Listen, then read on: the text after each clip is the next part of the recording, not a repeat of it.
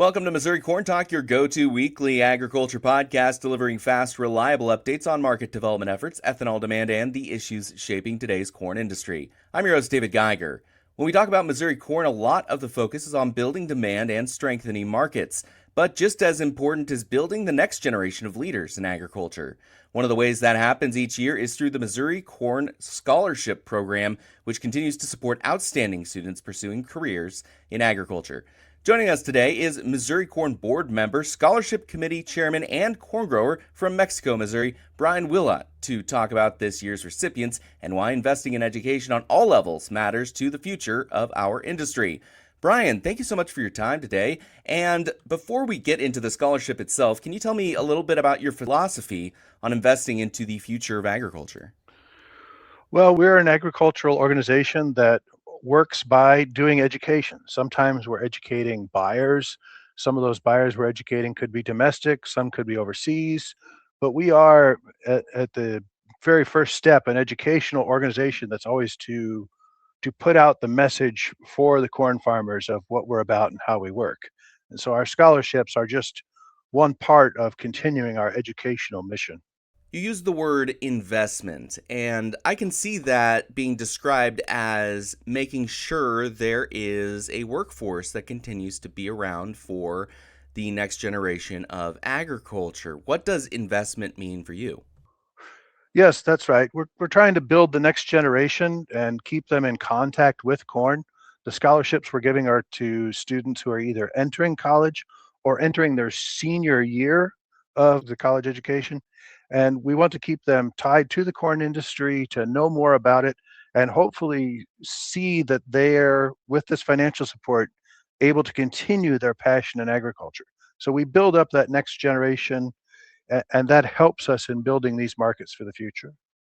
When you were talking about the scholarship program there, you were mentioning the types of folks that get involved. Can you give me a little bit more detail of how one goes about the process and how that selection goes about? It's really an amazing group. I got to judge them and see them. People apply to our scholarships every year. The notice goes out there in January and February. You can get the information from our site or perhaps from one of your teachers. And they have to submit an application, which is pretty simple, that just has a letter of recommendation, a transcript, a few brief paragraphs about if you have financial need and what are your goals for the future. They submit that to MissouriCorn. We go through all of the applications, and no one is allowed to see an application from anywhere near their area. Several judges judge every application, and then we total up the points to come up with seven $1,000 winners. Is there anything special about this year, something that you've thought about during the process here in 2026 as we Oh, yeah. prepare for the new crop season? I was just amazed by the young people this year that applied for our scholarship. It kind of gives you hope.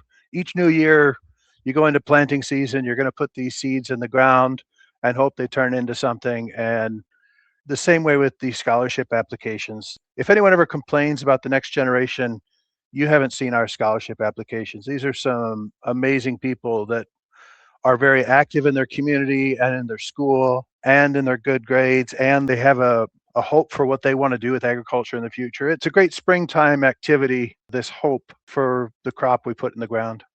I think you touched on it a bit, but could you go into more depth of what a strong candidate that receives this scholarship looks like? Well, it's not a hard and fast rule. We kind of look for someone that's well-rounded. We give points and score each candidate 3 times by 3 different people. And we're looking for academic success, of course, but also work history, need. What are your plans for the future? How are you involved in activities? And so you see some applicants that are amazingly well-rounded and a little bit of everything. You see some great applicants too that they've, focused on one thing. Maybe someone had to work, but they did it very well and very deeply. So you get a good vision of the total person, I think, and you look for then in their letters, what is it they want the scholarship committee to know about themselves? They get a chance to write to us. And then most interesting sometimes are the letters of recommendation that people submit. And that would be from someone in their community that knows them well and tells us as the scholarship committee why this person would be deserving. It's never easy. It's very difficult to window it down to just 7. That's really interesting the way you're describing how some candidates can be more specialized or maybe have a wide variety of talents. That Hmm. really seems representative of agriculture as a whole, where you'll have very specific niche parts of agriculture that are very specialized and require intense amounts of knowledge. And then you'll have your average farmer who has to have a lot of different hats that they wear all at the same time. Yep. Nope. That's us in a nutshell, and that's even us in our organization. I mean, there are some people that they're quite specialized on their farm, but they know it top to bottom. Or, you'll have some ag leader, they really, really know river issues and how it relates to corn. I got someone else who really, really understands the trade markets. You have some people that just, they're all about the ethanol. And same way, we all work together to get it all done. Same way, some of the scholarship applications, you can tell that a young person, they really had to work. They weren't able to participate in every activity, but they did something with that, and they used it to the best of their advantage for their future. And I always give them points. But likewise, a kid that participates widely in a lot of things, is in their community, plays sports, and is in their high school activities. It's good to see the variety of people we have. Brian, through our conversation, I've noted that education seems to be a really important part of the MissouriCorn mission. Could you tell me about that and why it is? Well, we're always educating. In today's case, we're talking about educating the next generation of young people to come into these roles in the future. But it's no different than what we do if we're welcoming buyers from another country here and educating them about our farms and farm practices. We love to bring in those buyers, get them out on the farm, build the relationship with them, look them in the eye, answer their questions, shake their hand.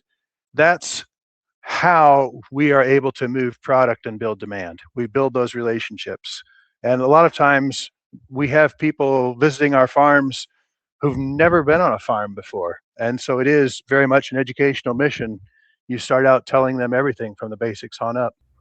Brian, we have a couple extra minutes here, so let's jump over to the farm. What are you seeing out in the fields of Missouri? How's your farm doing? Are you seeing anybody getting corn in the ground? I haven't planted anything yet, but I got a lot of prep work done. We had a pretty good March for getting work done. I'm mostly a no-tiller, but the fields I have to work, I got those done and the soil was really working well. So overall, I'd say we're quite a bit ahead of schedule. And overall, I'd say stuff's going well. I really only know of one cornfield around that is up, but so far it looks good. Again, congratulations to all of this year's MissouriCorn Scholarship recipients. Brian Willott is on the MissouriCorn board. Brian, we appreciate you taking the time to join us and for the work you and the committee put into supporting these students. Thank you. And that's going to do it for this episode of Missouri Corn Talk. This podcast is made possible by the Missouri Corn Merchandising Council and the Missouri Corn Growers Association. To learn more about the work being done on behalf of Missouri corn farmers, visit mocorn.org. I'm David Geiger. Thanks for listening.